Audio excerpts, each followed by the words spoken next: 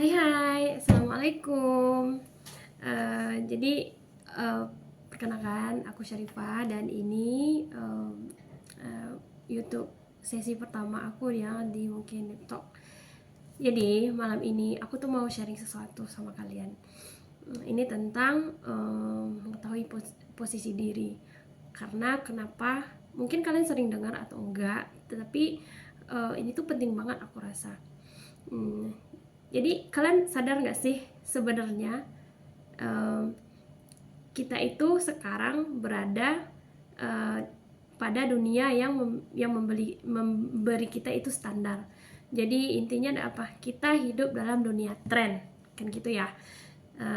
Sementara kita tidak hidup dalam dunia tren. Realitanya kita tidak akan selalu hidup dengan tren. Dan perlu diketahui bahwasanya aku nggak tahu kalian sering dengar ini, pernah dengar ini atau belum pernah dengar ini, tapi aku bakal kasih tahu lagi ke sama kalian. Jadi aku tuh pernah baca buku dan ini dibilang tuh begini, sebenarnya ketika kita membuat suatu barang atau sebuah jasa, sesuatu barang lah itu terlihat menarik sehingga orang lain menginginkan seperti apa yang kita punya, itu secara tidak langsung itu sudah membuat harga barang tersebut itu tuh naik. Dan ini konsep yang sering kita jadikan sekarang adalah konsep viral. Banyak hal nih, kayak contoh sekarang lagi ngetren apa sih? Kalau dalam hubungan relationship, nikah dengan beda negara, beda ras. Yang kedua, apa sih standar barang, standar kekayaan dihitung kalau kita di Indonesia dengan iPhone gitu ya.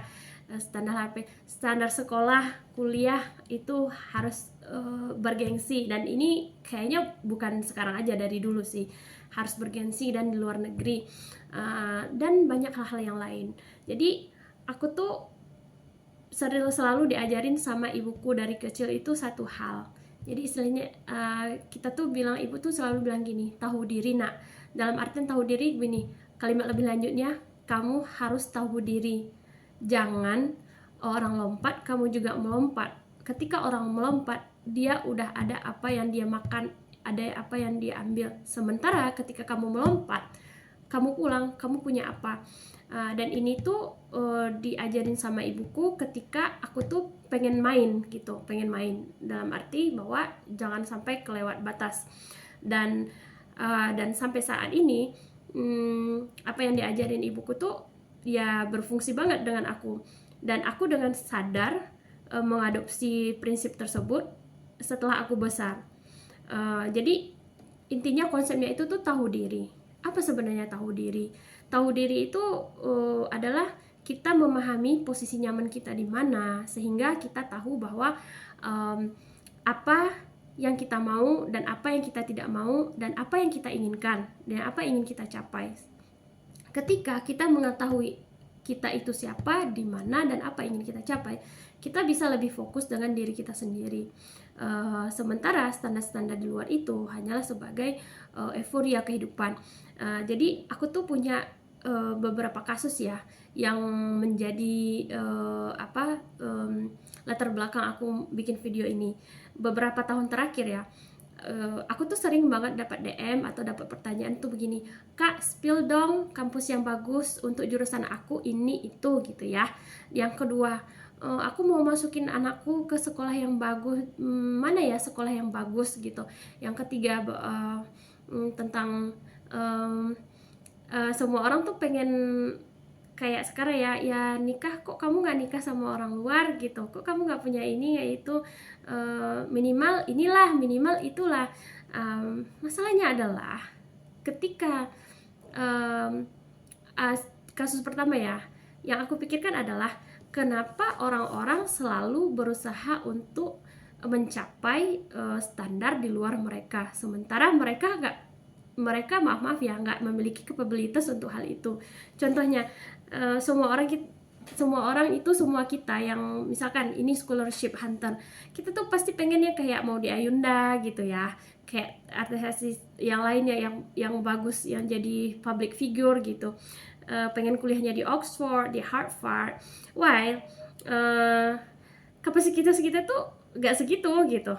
Jadi sehingga apa, ketika dipaksain jadi otomatis kan butuh effort yang banyak,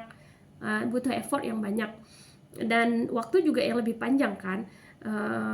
Kamu kan bukan terlahir sama di tempat seperti Maudy Ayunda dengan sekolahnya yang di mana gitu.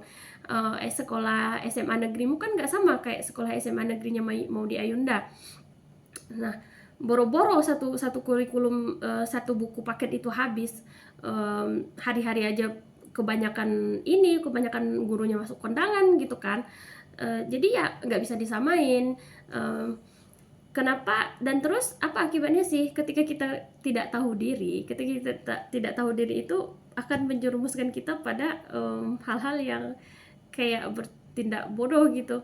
Kalau kayak menurut aku, kayak misalkan ada orang bilang tuh, ih nggak tahu diri banget, dia pengennya itu, padahal dia di sini aja, maksudnya di sekolah aja tuh dia nggak pintar, tapi dia pengen tuh. Itu mungkin dari orang ya, hal itu dari orang, tapi yang mau aku katakan adalah kita sekarang tidak membahas tentang orang, kita membahas tentang diri kita sendiri. Ketika kalau kita tidak tahu diri, jadi ya istilahnya kayak ada istilahnya yang aku bilang tuh ngecat langit gitu ya. Dan ngecat langit itu dalam artian yang negatif. Dalam artian ketika kamu menginginkan sesuatu tapi kamu tidak paham, tahu standar kamu di mana, tapi dan kamu memaksakan diri begitu. Jadi hasilnya apa ya, kobong gitu. Sehingga aku tuh selalu nyaranin sama adik-adik atau orang-orang yang pengen kuliah ke luar negeri, dan karena yang mereka inginkan itu, aku tanyain lagi, yang kamu inginkan apa? Kamu pengen kuliah ke luar negeri atau kamu pengen kuliah ke tempat yang bergengsi sekalian? Aku bilang. Ada yang mereka bilang, ya kalau bisa yang bergengsi sekalian sih kak. Oh, kalau itu at least sih, kalau misalkan kamu di Cina kamu ke Tsinghua, cuman syaratnya TOEFL IELTS-nya tuh segini, dan terus kamu juga harus udah ada publikasi dan tingkatnya segini, dan nanti ini aku bilang kan. Terus mereka bilang kayak, susah ya kak? Ya iya, aku bilang. Tapi kalau kamu maunya yang penting kamu kuliah ke luar negeri, misalkan ke Cina, itu tuh pilih aja kampus-kampus yang memang available buat kamu gitu. Oh begitu, nanti kayak apa ya, kayak cara berpikir kita itu tuh berbeda gitu. Dan begitu juga ketika aku di rumah, banyak orang tua murid yang bilang, aku mau masukin anakku ke tempat bagus begini biar dia pintar segala macam. Padahal kalau diruntut lagi, kalau dilihat dari segi anaknya, emang beberapa anak itu tercipta tidak untuk sekolah begitu. Mereka memiliki kemampuan hal yang lain, sehingga apa, ketika dipaksakan dengan pola yang ya kayak sekolah unggulan lah bisa dibilang, yang belajar dari pagi sampai siang dengan tuntutan yang besar, kayaknya menurut aku tuh itu hal yang sia-sia. Karena yang dibutuhkan anak itu ketika masih kecil cuma ada beberapa hal. Dia bisa menjaga konsentrasi, dia bisa budi pekertinya bagus, dan dia bisa paling sedikit itu dia paham tentang tambah, bagi, pengurangan, segala macam yang tetek bengek, yang paling hal kecil. Dan menurutku itu cukup untuk bekal dasar. Kamu nggak perlu kan anak kamu tuh harus menjadi top one segala macam tuh. Ya kalau bisa iya, kalau dia mau. Dan kebanyakan aku lihat orang-orang tua tuh maksain anaknya yang demikian. Nah itu kenapa? Karena itu tadi, tidak tahu diri gitu. Sementara dia sendiri, bukan aku yakin, beberapa orang malah aku kenal, bahkan dia sendiri tuh nggak ada bisa dibilang ya emang bukan tipe yang orang suka belajar dari kecil sih, dan nggak memiliki IQ yang bagus gitu. Tapi anaknya tuh dipaksain buat ngikutin tren dan biar jadi yang pertama, sehingga itu tuh memberatkan kalau menurutku. Padahal masing-masing anak itu memiliki kelebihannya yang masing-masing ya. Berbeda posisinya kalau kamu belajar di negara misalkan US, atau kamu tinggal di Cina. Justru aneh buat anak-anak di sini kalau mereka tidak sekolah dari pagi sampai sore. Itu aneh banget buat mereka sendiri. Itu. Dan sampai di mana sih tadi? Nah itu tadi. Terus yang kedua ya, aku tuh banyak ngelihat orang yang kayak misalkan nikah sekarang tren ya sama orang luar gitu. Sebenarnya nggak ada masalah sih sama hal itu, cuman apa ya, kamu harus paham juga gitu. Kalau aku berpikir, aku ditanyain kenapa kamu gak nikah sama orang luar, atau at least you have boyfriend that di mana kamu, tempat kamu. Masalahnya adalah yang pertama, aku tuh keluar bukan buat mau cari gebetan pertama. Yang kedua, karena aku melihat beberapa orang tidak seindah, tidak semudah apa yang diviralkan di TikTok atau di Instagram. Dan beberapa kasus malah mereka ya lebih yang ujung-ujungnya nanti nggak bisa bersatu, nggak bisa bersama, atau ngabisin hidup yang sia-sia gitu ya, hanya untuk hanya untuk yang demikian lah. Jadi intinya apa? Tidak semudah dengan apa yang ada di kamera. Sehingga aku berpikir bahwa begini, aku nggak tentu sanggup, aku belum tentu sanggup, dan aku nggak bisa bilang kalau aku ingin menyanggupinya. Makanya aku nggak ikut tren. Dan itu sih kenapa tahu diri itu tuh penting gitu. Yang ketiga, misalkan tren kita ya mau beli iPhone gitu, ada gini sih, beda ya, beda prinsip. Misalkan kita gini, buat orang kaya mereka beli iPhone, mereka beli tas branded dan segala macam itu untuk menjunjung menambah value mereka, karena mereka bertemu dengan orang-orang bagus, orang-orang penting gitu. Sehingga orang menetapkan kepercayaan kepada mereka untuk mengurus sesuatu hal begitu, untuk kehidupan bisnis mereka, untuk mendapatkan cuan yang lebih banyak gitu. Nah, sementara dan ada lagi yang kaum yang misalkan mereka bilang, misalnya konten kreator gitu, mereka mengatakan bahwa I need this, mereka butuh iPhone. It's okay, fine aja selama itu butuh dan memang bermanfaat. Tapi kalau aku pikir buat kita yang nggak penting-penting amat, misalkan kayak aku belum jadi YouTuber yang handal, yang bagus, followerku belum banyak, dan sementara aku nggak invest duluan untuk hal-hal yang demikian di awal. Dan apa yang terjadi, aku kan belum tentu bisa kontrol mood aku, dan juga belum tentu juga orang bakal singgah ke channel aku gitu. Jadi HP-nya nanti udah out dan followerku belum banyak, jadi aku belum balik modal. Aku tuh sampai situ memperhitungkannya gitu. Dan kenapa kita butuh paham tentang keadaan diri sendiri, tahu diri lah ya, karena biar kita tuh paham di mana sebenarnya posisinya, zona nyaman kita, dan gimana kalau kita keluar dari zona nyaman itu sendiri.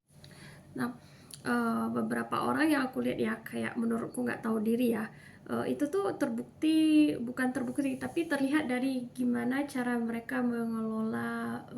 Contoh yang paling dekat sih ya, yang paling ketahuan banget itu cara mengelola uang gitu. Kenapa? Karena ini tuh yang paling bisa dilihat sih, yang menurutku yang nggak bisa ditutupi gitu. Ada beberapa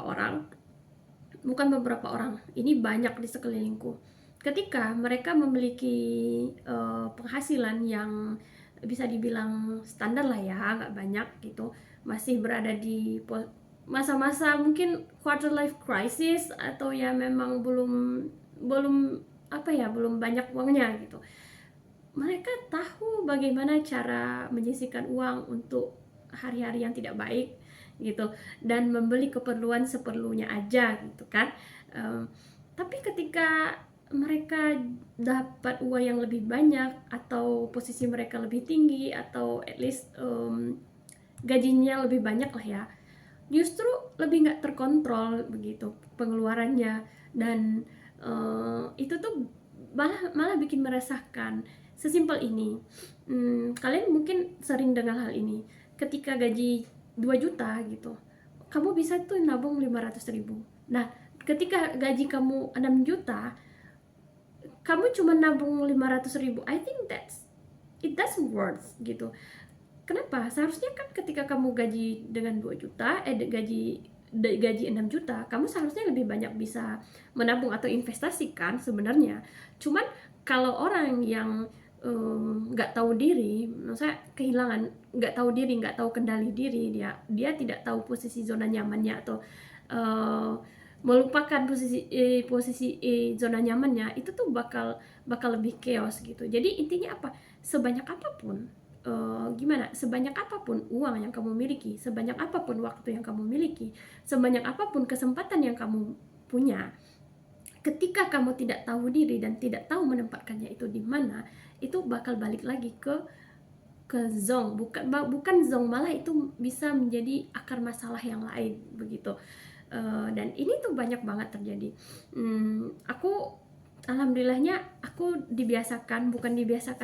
aku mengadopsi hal ini secara dari masa aku belum dari masa keluargaku tidak senyaman sekarang dan sampai sekarang. Jadi aku dengan sadar tahu diri dari dulu sampai sekarang. Makanya sampai sekarang tuh aku kayak apa ya? Kayak orang-orang tuh sering bilang begini, why you are in China, why you don't travel a lot in China and take some pictures and enjoy your life gitu. Kenapa kamu nggak jalan-jalan ke sana, ke sini? Aku jalan-jalan sih sebenarnya gitu ya, tapi tidak dalam keadaan aku mengeluarkan uang gitu. Caraku jalan-jalan tuh berbeda. Misalkan ikut konferensi atau ikut hal-hal yang lain yang disupport. Nanti uangku yang lain bukan uangku sih. Hal yang lain itu buat apa? Untuk mungkin jaga-jaga atau untuk hal yang lain lah. Sehingga orang taunya aku ya udah gini aja, dan I think itu tuh hal yang menyenangkan buat aku, hidup tanpa diganggu, tanpa ada orang minta pinjam uang dong gitu ya, hey kamu di sana beliin aku ini dong, beliin aku itu dong, nanti just tip pulang. Dan kayaknya hidup lebih simple dan lebih nggak resek ya, lebih nggak rusuh kalau kita tahu diri dan tahu menempatkan posisi diri kita tuh di mana. Jadi selain dari itu, apa sih kegunaan kita tuh tahu diri gitu? Kalau kita tahu diri, kita bisa meminimalisasi hal-hal yang tidak kita inginkan gitu. Karena itu tadi dari awal kita tuh udah paham bahwa kita maunya begini, kita tidak maunya begini. Standar kita ini standar yang bukan kita punya ini.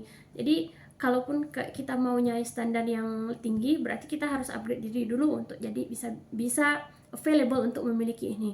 Dan ini tuh konsep yang menarik ya, konsep available, konsep hype, menaikkan kapasitas diri. Ini bisa aku sharing di bagian-bagian di video-video selanjutnya, bagaimana trik-triknya. Jadi intinya apa? Ketika kita paham diri kita sendiri, kita paham risikonya, kita bisa mempolakan ke depannya. Dan itu yang kedua, ketika kita paham diri, kita akan lebih terhindar dari yang namanya hal-hal buruk yang berkaitan dengan mubazir lah ya. Dan yang ketiga, tahu diri itu akan lebih membuat kita itu bertindak biar lebih kita itu menjadi orang lebih tenang. Karena begini, money gitu ya, successful gitu, sebenarnya itu bukanlah sesuatu standar yang bisa diukur gitu, tapi itu adalah mindset menurutku. Dan itu tiap-tiap orang memiliki kapasitas dan ininya, standarnya itu berbeda sendiri. Jadi jangan, menurutku ya, dulu tuh aku riuh banget sama yang namanya standar orang pengen ke luar negeri, aku juga pengen ke luar negeri, orang pengen punya ini, aku juga pengen itu. Tapi setelah aku dipaksa, ketika aku berpikir lagi, I think it doesn't match with me gitu kan. Itu bukan punyaku, itu bukan gayaku, itu bukan pakaianku. Dan aku bisa lebih tenang ketika pun aku mau, memang hal itu emang aku mau capai, aku udah paham sendiri bahwa I need more effort to achieve what I want. Jadi kita udah paham sendiri, biar jangan kalang kabut lah ya. Dan paham, pokoknya intinya tahu diri itu tuh hal yang paling basic sih kalau menurutku dalam perkembangan kita di tempat mana aja. Ini bukan berarti kamu pesimis, tidak. Kamu mengajarkan kamu pesimis, tidak. Tapi ini lebih berarti bahwa kamu paham posisimu di mana, kamu paham keinginan kamu itu apa, dan kamu paham untuk mencapainya itu apa. Even bahwa kamu tidak semua yang kamu pikirkan, yang kamu dapatkan itu tercapai, setidaknya kamu sudah paham bahwa jalan yang kamu lalui itu tuh sudah kalaupun tidak benar, kamu bisa paham kamu salahnya itu di mana, dan besok-besok kamu itu bisa jadi pelajaran. Aku rasa kayaknya sampai di sini dulu deh ya curcolan aku. Jadi aku harap ini bisa mengurangi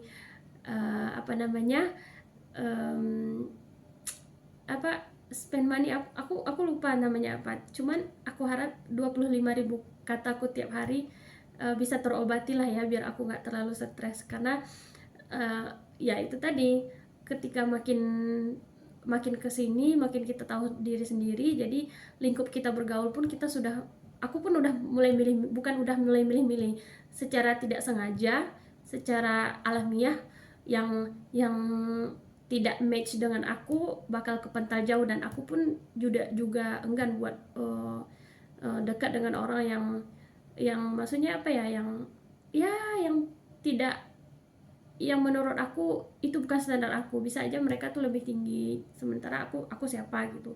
Atau bisa saja mereka tuh lebih, oh ya udahlah masih anak-anak, masih banyak mainnya, sementara posisi aku udah nggak di situ lagi gitu. Dan yang paling menarik sih ya, ini tuh bukan beberapa orang. Jadi dari awal ketika aku balik lagi ke Wuhan, sekarang aku kan nggak sering jalan-jalan keluar gitu.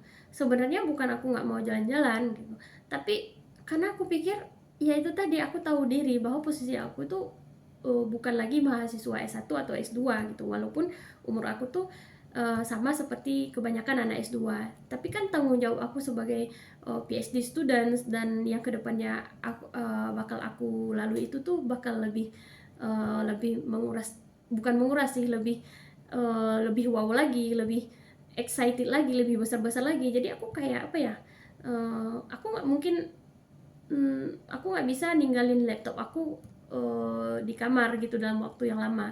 Dan ketika aku keluar pun aku bakalan mikirin kerjaan aku belum selesai gitu. Apa jadi kalau seandainya aku berleha-leha, nggak jelas diri, mengikuti arus gitu. Kalau aku nggak tahu diri posisi aku, ya udah aku tergulir sama mereka gitu. Sementara setelah kita selesai, teman-teman segala macam, mereka kan punya kehidupan sendiri. Nah, sementara aku juga tetap harus melanjutkan kehidupanku sendiri nantinya. Dan hal ini bukan sekali dua kali dalam kehidupan. Sejak dari SD, SMP, SMA, I understand gitu, bahwa aku bakalan memiliki jalanku sendiri, dan orang juga bakal memiliki jalannya sendiri. Sehingga tahu diri lagi ya, tahu diri, posisi diri di mana, apa yang bisa aku jalanin, apa yang tidak bisa aku ikutin. Ya jangan sampai orang melompat, kamu juga melompat. Ketika orang melompat, mereka memiliki sesuatu yang untuk diambil. Sementara ketika kamu selesai melompat, you don't have anything to do. Jadi jangan sampai itu tuh kobong dan kosong. Jadi I think that's all for this time. Semoga sharing ini bermanfaat, dan kalau kamu suka, jangan lupa like-nya. Kalau kamu merasa ini bermanfaat, kamu bisa sharing sama yang lain, dan jangan lupa subscribe dan dukung aku terus, biar aku lebih semangat membuat konten-konten yang lainnya, biar belajar juga untuk hal-hal satu dan lainnya terkait dengan ya per-YouTuber. Nah, terima kasih. Assalamualaikum. Dadah.